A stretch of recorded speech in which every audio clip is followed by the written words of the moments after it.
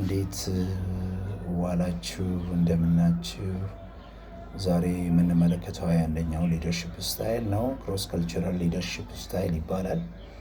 እንግዲህ ምናልባት የተለያዩ ባህላዊ አውዶችን የሚያስተዳደር የመሪነት ዘይቤ ልንለው እንችላለን።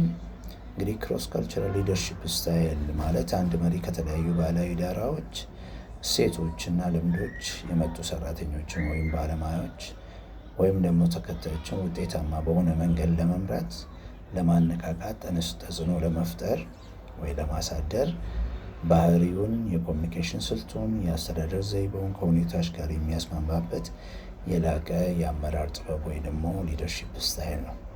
የራሱ የሆነ ባህሪያት አሉት። የመጀመሪያው ባህላዊ ግንዛቤ ነው።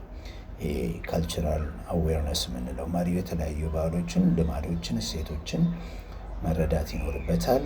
ተለዋዋጭ የሆነ ግንኙነት ሊኖረው ያስፈልጋል። አዳፕቲቭ ኮሚኒኬሽን የምንለው ከተለያዩ ቋንቋና ባህል የመጡ ባለሙያዎችን ወይም ተከታዮች ጋር የሚስማማ የግንኙነት መንገድ መፍጠር ይኖርበታል።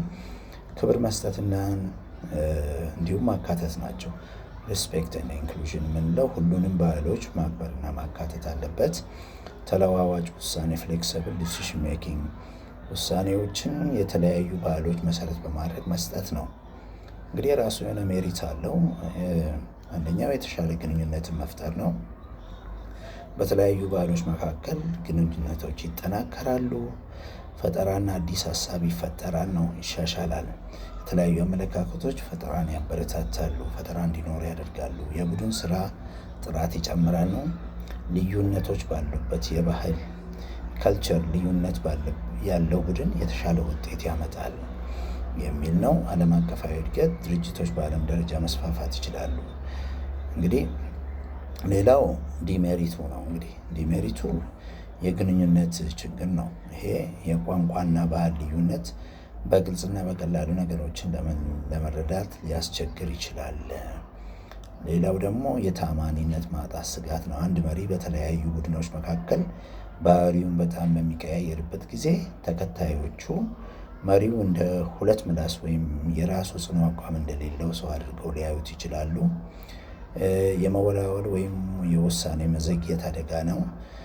የማንንም ባህል ላለማስቀየም ከመጠን በላይ መጨነቅ ውሳኔዎች እንዲዘገዩ፣ ግልጽነት እንዲያጡ ወይም መሪው ደካማ ተደርጎ እንዲታይ ሊያደርግ ይችላል።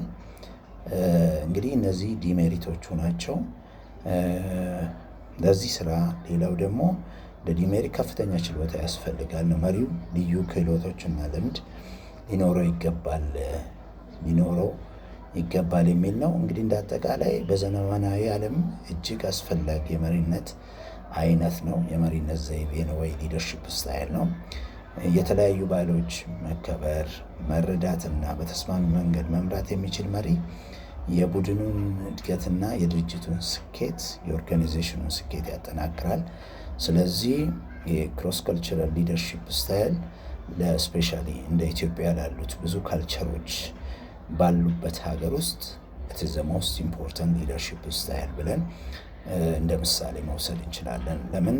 ብዙ ቋንቋዎች፣ ብዙ ካልቸሮች ያሉበት ሀገር እንደመሆኑ ክሮስ ካልቸራል ሊደርሺፕ ለእኛ በጣም ወሳኝ ነው። የዛሬም በዚያው አበቃው። እጅግ አድርጌ አመሰግናችኋለሁ። ኔክስት በሚቀጥለው ቀን 22ኛው ሊደርሺፕ ስታይል እንመለከታለን። መልካም ምሽት ይሁንላችሁ። ታንክ ዩ ሶ ማች